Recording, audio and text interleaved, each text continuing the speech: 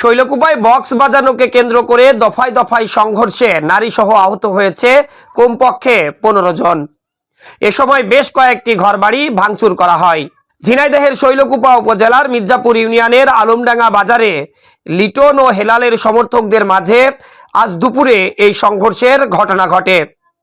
Police ও স্থানীয়রা জানান, হেলালের সমর্থক নাসিরের বাড়িতে গতকাল রাত থেকেই উচ্চ স্বরে বক্স বাজছিল এবং একই সময় লিটনের সমর্থক মাহফুজ আজ সকালে বক্স বাজাতে নিষেধ করলে নাসিরের লোকজনের সাথে কথা কাটাকাটি হয় লিটনের সমর্থক মাহফুজের। এরই জের ধরে আজ দুপুর 12টার দিকে দেশীয় অস্ত্র নিয়ে উভয় দলের লোকজন সংঘর্ষে জড়িয়ে পড়েন। এ সময় উভয় দলের বেশ কয়েকজন আহত হয়।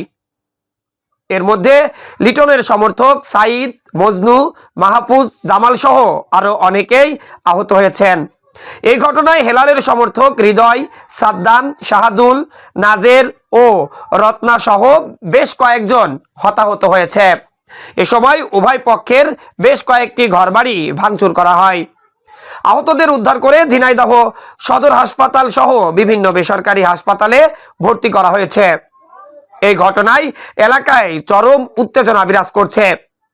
এই ঘটনায় শৈলকুপা থানার ভারপ্রাপ্ত কর্মকর্তা মাসুম খান জানান, বাড়িতে বক্স বাজানোকে কেন্দ্র করে আলমডাঙ্গা গ্রামে দফায় দফায় সংঘর্ষের ঘটনা ঘটেছে। এই ঘটনায় নারী সহ বেশ কয়েকজন আহত হয়েছে। বর্তমান গ্রামের পরিস্থিতি স্বাভাবিক রয়েছে। এখন পর্যন্ত কোনো পক্ষই শৈলকুপা থানায় লিখিত অভিযোগ দায়ের করেনি। এই ঘটনায় কাউকে আটকও করা যায়নি। যে কোনো ধরনের অনাকাঙ্ক্ষিত ঘটনা এড়াতে এলাকায় অতিরিক্ত পুলিশ মোতায়েন করা হয়েছে।